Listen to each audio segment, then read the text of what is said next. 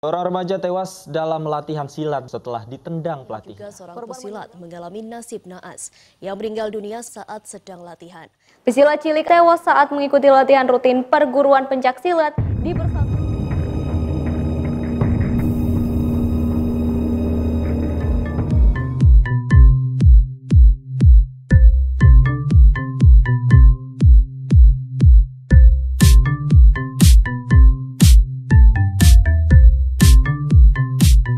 Salam persaudaraan. Perkenalkan, saya Hairul, Wakil Ketua 2 Bidang Teknik dan Prestasi di Cabang Jakarta Selatan. Ingin memberikan beberapa tips atau metode terkait dengan latihan. Yang kita tahu bahwa latihan pencaksilat merupakan latihan yang memiliki resiko yang sangat tinggi. Dan bahkan beberapa kali kita mendengar terdapat siswa kita atau peserta latihan yang bahkan sampai kehilangan nyawa karena berlatih. Ya. Kita tidak ingin hal tersebut terulang kembali, terjadi lagi, apalagi itu terjadi di tempat latihan kita. Ya, jangan sampai hal tersebut mencoreng nama baik organisasi kita dan dapat berdampak negatif juga bagi kita sebagai seorang pelatih. Ya. Beberapa tips yang akan saya sampaikan ini nanti tujuannya untuk meminimalisir kejadian-kejadian tersebut sehingga hal-hal tersebut tidak terulang. Ya. Yang pertama yang harus kita perhatikan dalam melatih, ya, kita harus mengenali kondisi peserta didik kita dulu atau siswa kita terkait kondisi fisiknya, penyakit bawaan, bahkan cedera-cedera yang pernah dialami, kita harus mengetahui dulu karena tidak semua siswa kita dapat menjalani metode-metode atau pelatihan yang kita berikan. Jangan sampai kita memberikan pelatihan di luar kemampuan siswa kita tersebut. Yang kedua, kita harus mengetahui resiko yang terjadi pada siswa kita apabila kita berikan pelatihan. Ya. Banyak dari kita yang ingin memberikan pelatihan agar siswa kita tahan terhadap serangan, baik itu pukulan maupun tendangan. Tips yang kedua, seperti tadi yang saya bilang, bahwa kita harus benar-benar mengetahui resiko-resiko yang dapat terjadi apabila siswa kita latih untuk tahan terhadap serangan, baik itu pukulan maupun tendangan. Ya. Yang sering kita latih, yang biasa kita lihat nih, ya, banyak saudara-saudara yang melatih siswa kita tahan terhadap serangan atau tendangan pada bagian-bagian daerah-daerah anggota tubuh, ya, misalnya di leher, dada, perut, dan tubuh bagian belakang, ya. Jadi kita harus benar-benar mengenali resiko yang mungkin dapat terjadi, ya. Jadi kita tidak ingin pelatihan yang kita berikan berdampak buruk bagi siswa kita, ya. Yang pertama kita harus mengenali dulu nih resiko apabila leher anggota, ya, bagian leher ini terkena serangan atau pukulan, ya. Jadi di leher ini terdapat pembuluh darah yang mengalirkan oksigen ke otak. Yang apabila kena benturan yang keras, itu dapat menghentikan, menimbulkan cedera pada pembuluh darah tersebut, sehingga siswa kita tidak sadarkan diri. Bahkan itu dapat menyebabkan kematian. Ya. Itu yang pertama di daerah leher. Berikutnya di dada. Ya, di dada ini juga beresiko sangat tinggi.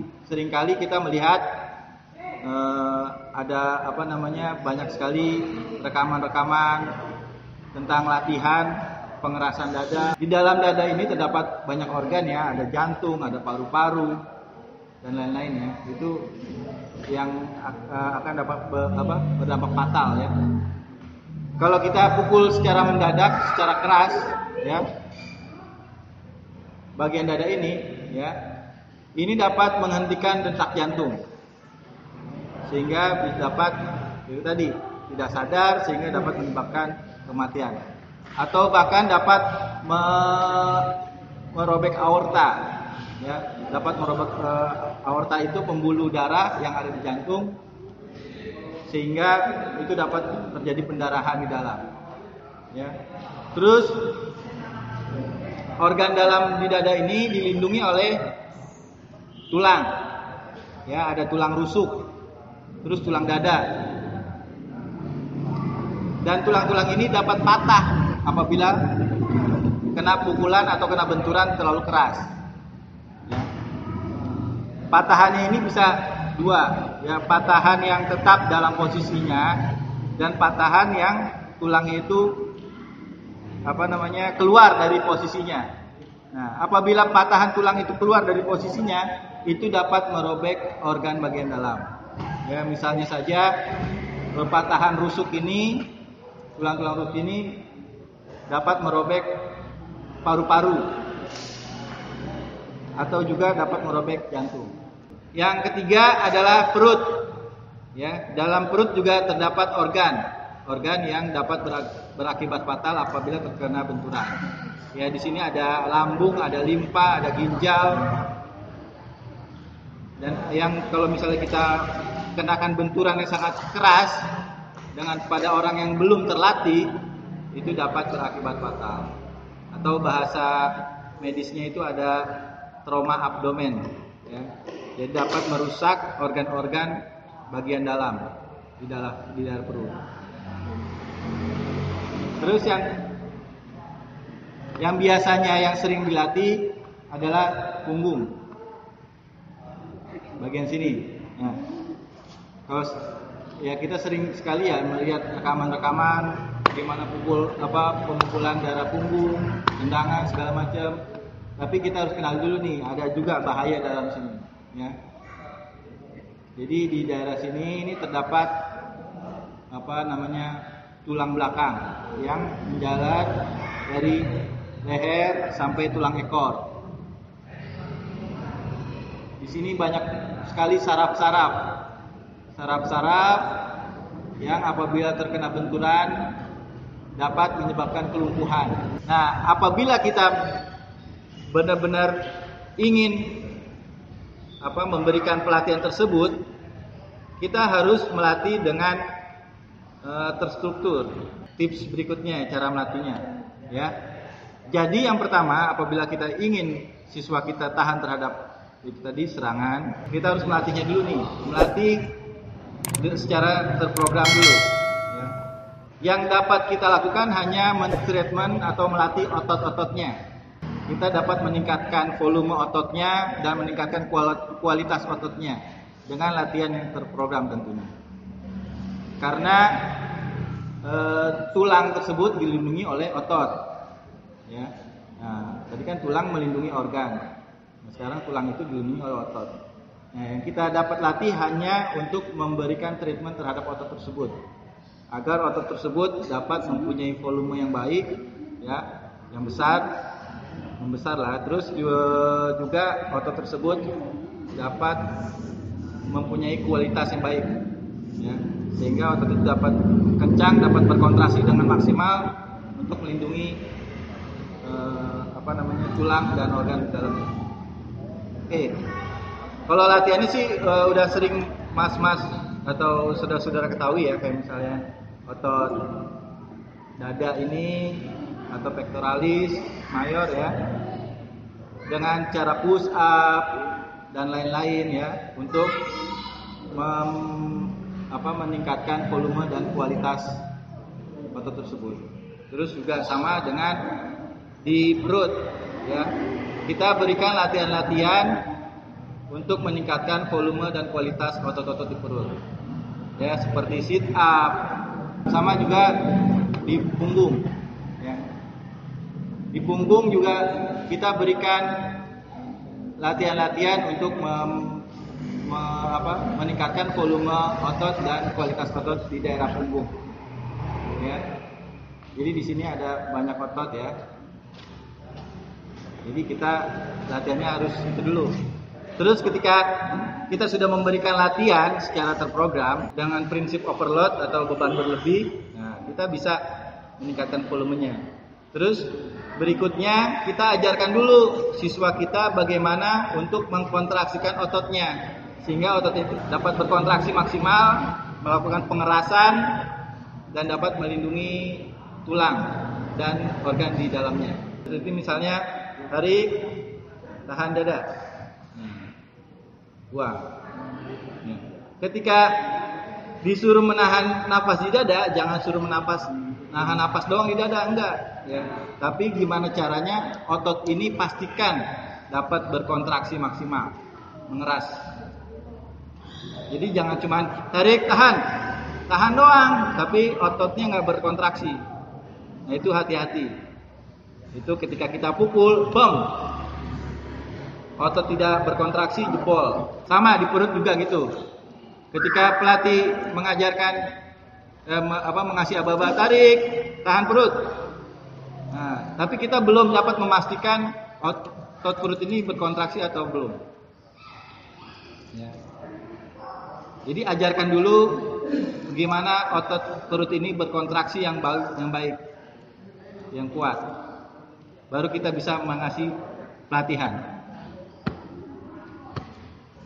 Oke, sama di punggung juga seperti itu. Tarik, tahan.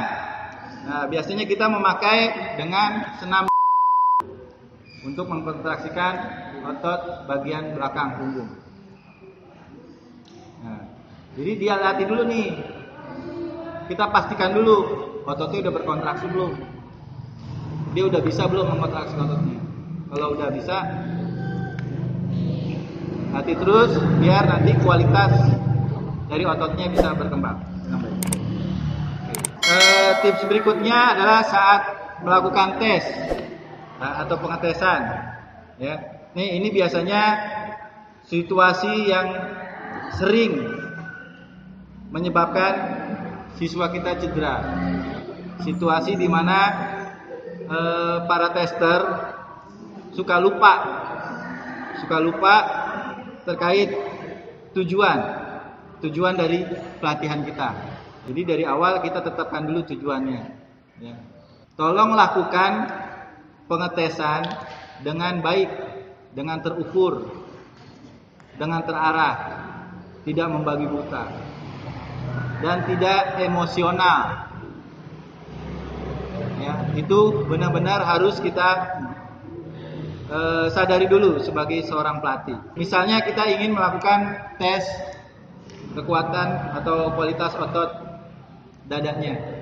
Misalnya siswa kita masih polos, ya kita pukulnya jangan sekeras yang jambon atau yang hijau. Ya. Kasih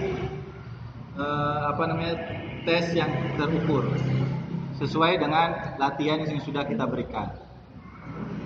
Dan juga terarah. Nah, yang terarah. Tadi yang seperti saya bilang, kita hanya mentreatment otot. Jadi di tengah ini ada tulang dada. Kalau volume ototnya belum bagus, ini otot dadanya belum dapat melindungi tulang dadanya, masih full tulang. Nah, kalau misalnya kita melakukan pukulan yang tidak terarah, nah, kena pas tulang dadanya, hati bisa patah. Nah, jadi kita lakukan dengan terarah kepada otot-otot yang sudah kita latih. Di sini ada otot dada 2, kanan dan kiri. Nah, kalau misalnya volumenya udah bagus, udah membesar, itu bisa sedikit melindungi ke tengah. Ya. Kita lakukan yang terarah, tarik, tahan, kontraksi, pukul, bam. Jadi pas di dadanya, otot, buang. Sama di perut juga, lakukan dengan terarah, terukur. Ya, tarik, tahan, hop, pukul, bam, keras, ya, pas. Jadi kalau tidak terarah hati-hati, nanti bisa masuknya agak ke bawah tendangannya. Itu Itu otot yang tidak dapat kita latih nih, kalau alat vital kita yang di bawah. Ya, organ yang tidak dapat kita latih. Hati. Terus di sini ada yang biasa kita sebut ulu hati. Ya, pertengahan antara tulang dada dengan perut. Nah, ini kosong. Otot tidak melindungi ini. Apabila kena pukulan yang keras, dia bisa jebol, ulu hatinya bisa pecah, pendarahan dalam. Itu hati-hati ya. Terus sama punggung. Ya. Otot punggung hanya melindungi sebelah kanan dan sebelah kiri. Tengah-tengahnya, hati tulang belakangnya 3. Jadi jangan sampai pukulan kita itu pas tepat di tulang belakangnya, jangan sampai. Ya, ketika kita melatih dia, siswa, untuk kontraksi otot punggung, tarik, buang, up. Nah, pastikan kita mukulnya sebelah kiri atau kanan. Jangan di tengah nih. Ya. Itu yang disebut dengan yang terarah, ya. Jadi kita melakukan tes sesuai dengan yang kita latih. Jangan kita melakukan tes sesuatu yang tidak kita latih. Itu hati-hati. Ya. Kita berharap siswa kita mempunyai fisik yang bagus, kekuatan otot yang maksimal, udah kita latih, tapi saat kita tes bukan yang kita latih tuh, yang kita tes. Nah, itu kita hati-hati juga. Beberapa tips dari saya. Terus terakhir, saya mengajak para saudara-saudara semua, mari kita mengedepankan lagi pendekatan olahraga dalam melatih pencaksilat, khususnya PSHT, ya. Di mana pendekatan olahraga ini adalah suatu kegiatan yang memiliki tujuan, yang memiliki rencana, program yang jelas, dan mempunyai metode-metode sesuai dengan ilmu-ilmu kepelatihan. Tadi adalah beberapa tips dari saya dalam melatih sehingga kita dapat meminimalisir risiko terkait cedera-cedera atau risiko-risiko yang akan kita alami. Ya. Terakhir, saya mengajak saudara-saudara semua untuk lebih mengedepankan lagi pendekatan olahraga dalam latih, ya. Di mana olahraga ini adalah suatu aktivitas yang memiliki perencanaan, memiliki tujuan yang baik, terus juga mempunyai program yang jelas, program yang struktur dan terencana, yang sistematis, terus juga memiliki metode-metode dalam menjalaninya, ya. Jadi mulailah kita tetapkan tujuan bagi siswa kita nih, kita mau jadi apa ini siswa kita ke depan, dan kita buatkan program yang baik ke siswa kita. Mulailah kita membuat program untuk pelatihan siswa kita ini, ya. Walaupun program itu tidak sedetail atau serumit teori-teori kepelatihan olahraga yang baik, ya, minimal dapat merubah konsep kita dalam latih, ya, sehingga kita dapat membawa siswa kita ini ke tujuan yang kita tetapkan, ya, dan kita tentunya dapat meminimalisir resiko-resiko yang terjadi. Bahkan kita jangan sampai resiko-resiko yang menyebabkan kehilangan nyawa itu terjadi kembali, ya. Mari kita sama-sama berubah dan merubah mindset kita, berubah sikap kita dan perilaku kita dalam latih dan berlatih. Oke, itu aja dari saya. Mudah-mudahan tips ini dapat bermanfaat dan dapat membawa PSHT lebih jaya dan lebih maju. Terima kasih. Assalamualaikum warahmatullahi wabarakatuh.